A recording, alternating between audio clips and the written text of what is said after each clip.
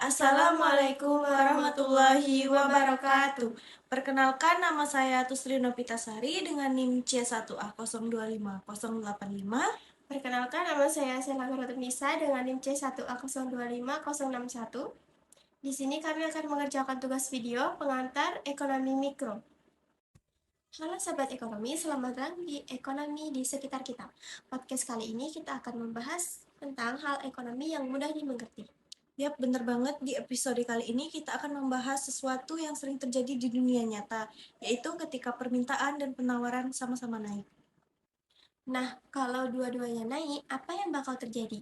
Apakah harga bakal naik, turun, atau tetap? Yuk kita bahas bareng-bareng supaya paham bagaimana cara pasar menyesuaikan diri.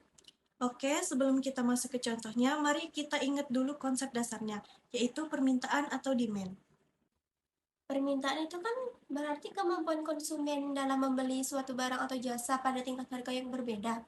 Betul, dan hukum permintaan bilang, semakin tinggi harga, semakin sedikit juga barang yang diminta. Ya wajar, karena orang bakal mikir 2 kali buat membeli barang dengan harga yang mahal.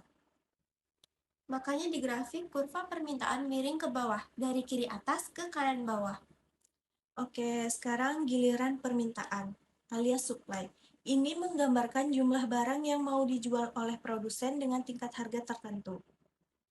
Nah, hukum penawaran sebaliknya, semakin tinggi harga, semakin banyak barang yang ditawarkan. Bener banget, makanya kurva penawaran itu miring ke atas, dari kiri bawah ke kanan atas. Nah, sekarang kita pakai contoh supaya lebih kebayang.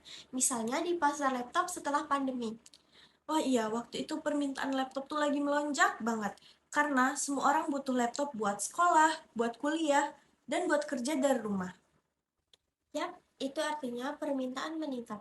Tapi di sisi lain, produsen juga harus menambah kapasitas produksinya supaya lebih efisien. Nah, disinilah pertanyaannya. Kalau dua-duanya sama-sama naik, apa yang bakal terjadi sama harga dan jumlah laptop yang ada di pasar? Oke, jadi ada tiga kemungkinan nih kalau permintaan dan penawaran sama-sama naik. Yang pertama, kenaikan permintaan itu lebih besar daripada penawaran. Kalau gitu, harga sudah pasti naik. Karena orang banyak mau membeli barang tersebut, tapi barang tersebut tidak tersedia. Contohnya kayak smartphone model terbaru itu rilis. Orang banyak antre membeli namun stok terbatas dan harga pun naik. Yang kedua, yaitu kenaikan penawaran lebih besar daripada permintaan. Yaitu ketika barang yang tersedia itu sangat banyak, maka otomatis harga itu akan turun. Walaupun jumlah barang yang di pasar itu tetap naik. Iya, contohnya produsen baju kelebihan produksi, padahal permintaan tidak sebanyak itu.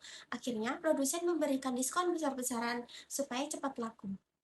Nah, yang ketiga yaitu kenaikan permintaan dan penawaran seimbang. Kalau dua-duanya sama-sama naik, harga itu bisa tetap stabil. Tetapi jumlah barang yang akan terjual itu akan meningkat. Contohnya kayak pasar laptop tadi, produksinya meningkat, permintaan juga meningkat. Jadi harga tetap stabil walaupun permintaan meningkat. Kondisi ini juga punya efek yang luas loh. Betul, bagi konsumen, peningkatan penawaran biasanya kabar baik, karena semakin banyak penawaran, semakin turun juga harganya. Sementara bagi produsen, walaupun harga stabil atau turun, mereka tetap bisa untung melalui peningkatan volume penjualan.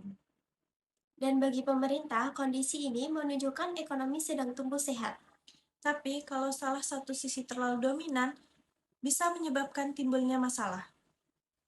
Jadi, kesimpulannya, kalau permintaan dan penawaran sama-sama naik, jumlah barang di pasar pasti akan tetap meningkat.